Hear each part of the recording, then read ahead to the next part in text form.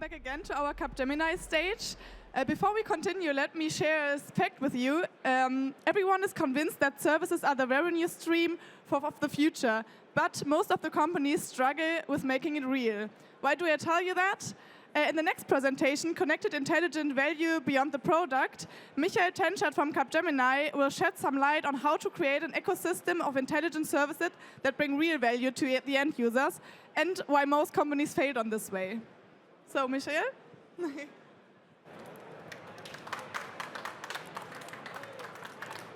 Thank you very much. What an energetic start. And I try to keep the energy levels up today, okay? But bear with me and let's talk about what connected intelligence is. We're going in 3 stages. First of all, we are going into the intelligent part. So we're talking about AI agents and what they can do for you today. In the second step, we're going with connected services and how that fit into that. And in the end, we're trying to combine the both worlds and see what's going to happen kind of as an outlook on what we can do in the future, okay? So this is what connected intelligence is all about. But let's start with AI agents. I mean, we've seen AI all throughout the fair. We've seen the agents running in the background, doing all those little nitty-gritty things that we have all been waiting for.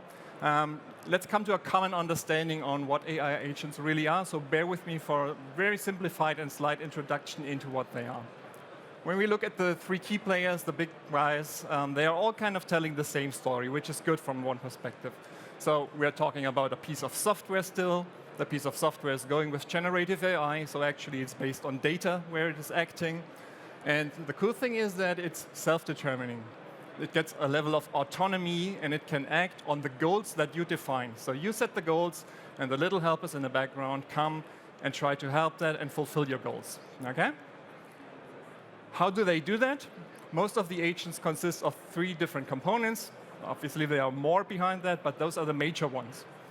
We're starting with the planning capabilities of an agent. So any agent goes with the goals, you define them, I already told you, and they are breaking it down into different capabilities leveraged by LLMs, large language models with Gen AI. You can imagine kind of like having Dr. Strange from the Marvel movies in your team. He's the one who's sitting there going through a million of different options, and he's coming up with the one that you want to fulfill the goals in the best way. Having goals, defining goals, giving a plan is not the thing. You need to execute the plan. So, this is where the tools come in. If you want to integrate tools, then you have the agents which have interfaces to external tools. That can be code interpretation, it can be generation of images, it can be just calculation, whatever you like. So this is the part where we try to execute all the services and all the plans, try to come to the result. And the last important part is the memory. So it's actually 2 different types of memories. There's a short-term memory, which is just like in computation, the thing that is taking care of getting the data from the external tools you've been using and computing all the things you need to do. And then there's a long-term memory, which is then designed to have that historical information and even have the capability to let the agent learn from what he has done in the past. To be honest, we need to be a bit frank here. The learning aspect of the agent is not as we would expect it yet, but it's coming quite soon. We need to find out what the agents are not, because whenever I talk about agentic AI, the first result is, yes, I'm using it already on my smartphone, talking with all the assistants and so on. It's a fair comparison. I would say it's kind of the evolution of what we've seen so far. So yes, you have natural language processing and so on, but what differs between the assistants and the AI agent is a greater level of autonomy. So they are not waiting for the magic word you're saying and telling them what to do. They are doing it on your behalf because you have set the goals prior to that, which means you can seamlessly integrate them into any complex system landscape, giving a level of autonomy and automation between different complex tasks in your IT. Decision-making, execution, we've covered that. It's the same with the persistent memory and the learning, which is to become soon. And the cool thing is that those are able to break down complex tasks into simple steps. And the very, very cool thing, they can act in teams. So many, many agents together come up with a bigger solution. We talked about the agents. Let's now take a step back and go into a very, very specific portion, connected services, a use case that I'm a lot of working with from my role, because I'm an automotive guy. And being an automotive guy, you see graphs like this every day, literally. In automotive, the product itself is a very, very expensive product, and due to various reasons, the revenue sales is going down, the margins are going down, so you need to bring in new revenue streams. New revenue streams through connected services. And yes, there is an ambition to do so. Yes, there is an expected revenue that you're going to get there, but it's just not happening. If you see at the topmost, the autonomous driving features, BYD now coming up with God's eyes, maybe even for free, you can cut a lot of those monetization aspects that you're expecting. It has always been very hard in the automotive industry to monetize data. And let me give you an explanation why that is the case. So there are a lot of challenges you need to tackle. The first one is the business model. In most business models, the monetization aspect is just put on top and not integrated into the strategy of the monetization. There is the reluctance of wanting to understand what the customers are willing to pay for, to be honest, from the OEMs. So that's why they fail, and I'll come back to that in a second. Organizational structures. Still, the bigger OEMs are in silos. They are not going with a holistic approach on data, on the strategy of monetization. That's why they are failing. And last but not least, the inability to leverage technology. And let's maybe take this session here as a starting point to overcome with that, because this is definitely something that we can help you. I guess you can all read very well, as you have already spotted the big number. Let me put it the other way around. 47% of our clients are honest in telling us that they failed to do the monetization aspect. And why is that? They are focusing on direct monetization. So they want to create revenue from the product itself, from the data within the product, and so on and so on. And this is, from my perspective, certainly just not working. A vehicle is already a very, very expensive thing. You're buying that as kind of a luxury good. And then you're cutting down functionality that has been coming for free for the last decades, like real-time traffic. You want them to go with a subscription model and let them pay 100 plus euros a month for a service that has been free for the past. That's not working. That's annoying the people. They are not willing to pay for that. And no, even I don't have the holy grail of monetization of data. If it's just based on telemetry data, this is not going to work. Predictive maintenance. Come on, if the best thing you can do is inform me that the new service is due date and I should put an appointment at the workshop, then thank you very much. No. This is not where we want to be. We want to go with indirect monetization. So kind of giving the data you are harvesting a second life and monetize something on top of that. Bring value to the game. This is what the people want. They want value. They want something which is not based on the services or the data that you have within the vehicle. You need to combine it with external sources, because then you have the use cases that you need. Put it on a smartphone, which means you integrate it into the life of the people, not into the life of the product. People are willing to pay, if it's just €1 or €2, for a certain use case that you need in the very situation where you are in. Then it's not a burden to pay on that. So this is kind of the revenue streams, the monetization aspects you want to have. And the time to do so is just now, because we are in the era of SDVs, the holy grail, software-defined vehicles. They can do everything. They are connected, they can be updated, they integrate into a broader ecosystem. And this is exactly the thing. The vehicle is just a product in the middle. The music is playing around. All the services that you can see here, which is kind of the future of monetization, those are in the ecosystem of the user, not even the owner, because ownership is going down, usage of vehicles, car sharing, and so on. This is coming up, and this is where you want to be. But does that mean that every OEM needs to be all around there and do their own services in the ecosystem of the users? Thankfully not. What we can offer is just lean back and make yourself attractive for others to develop for you.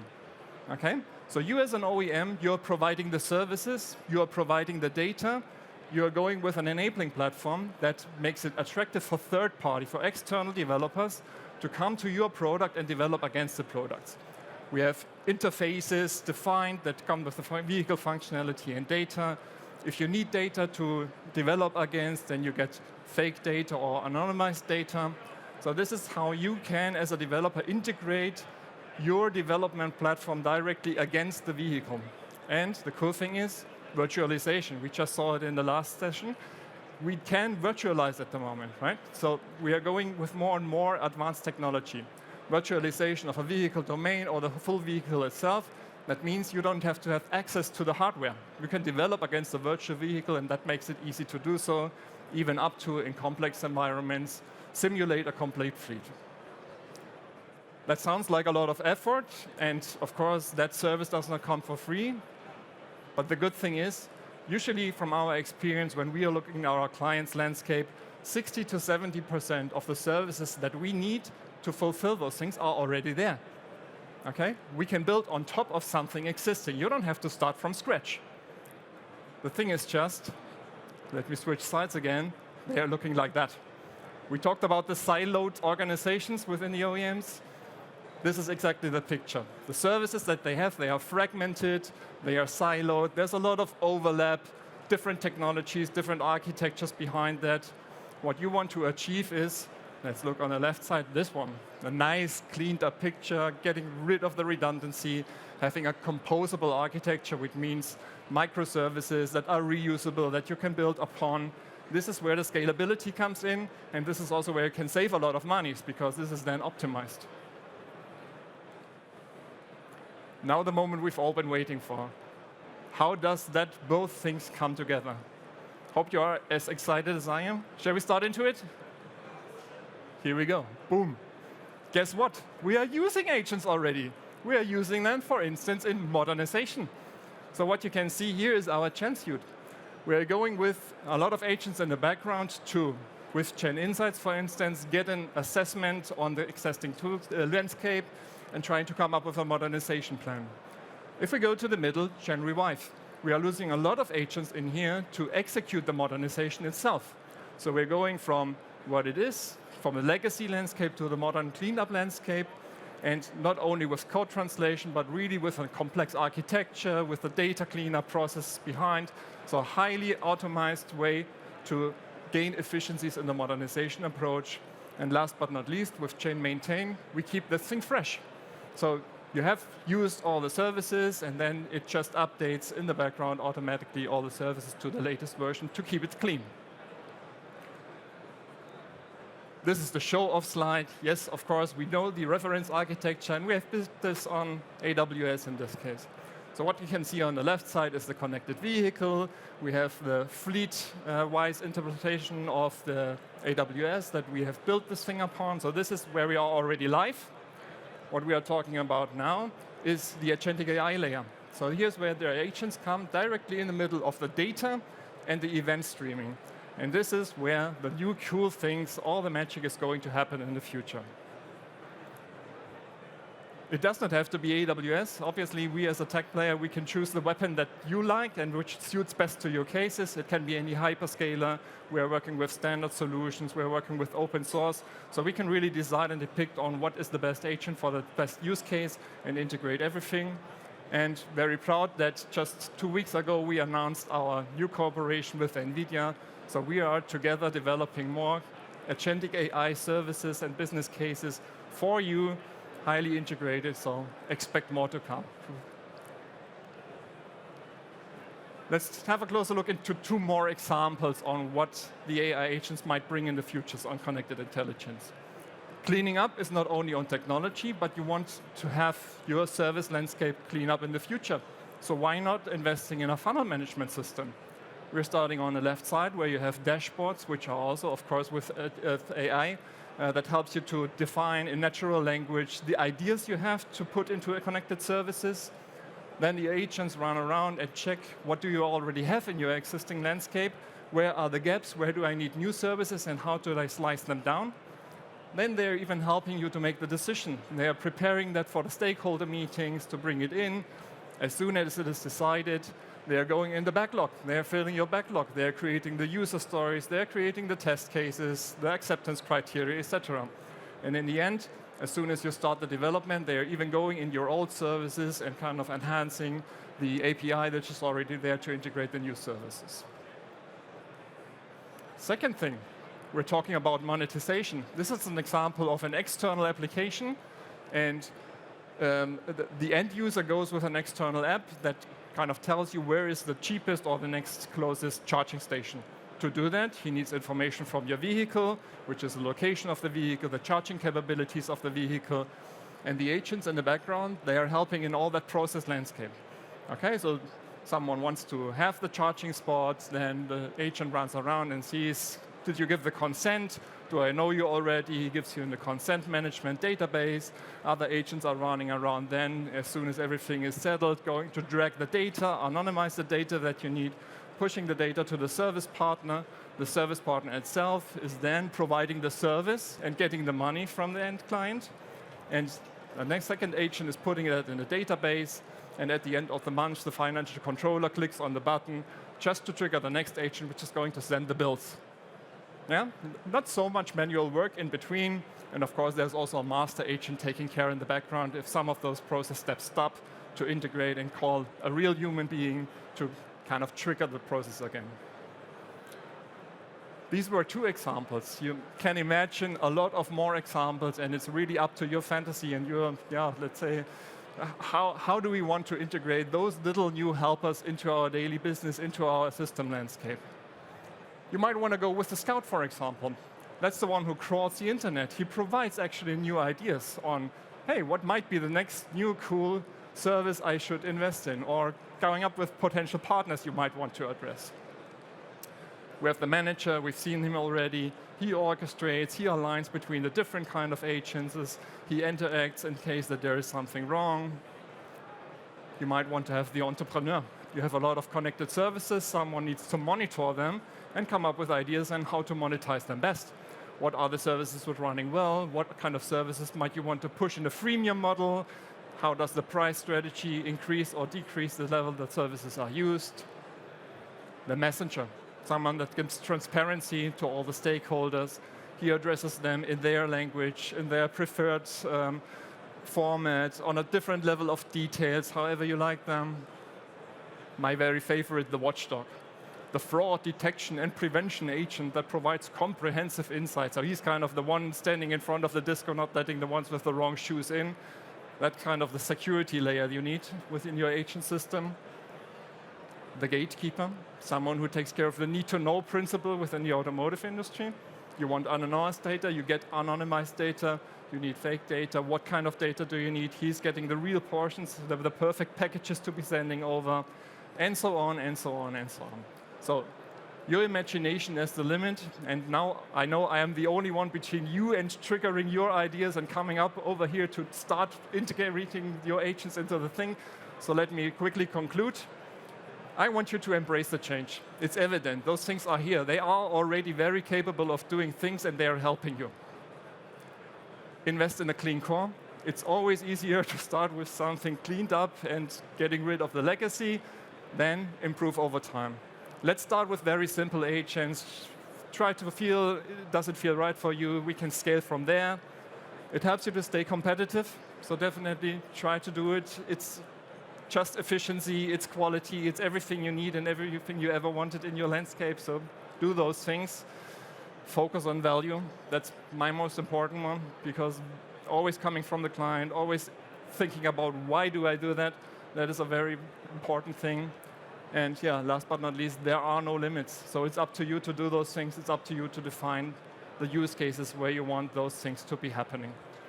So I hope you found it a bit insightful, a bit inspiring. I'm hanging around for a couple of while in case you have any questions. Thank you for listening.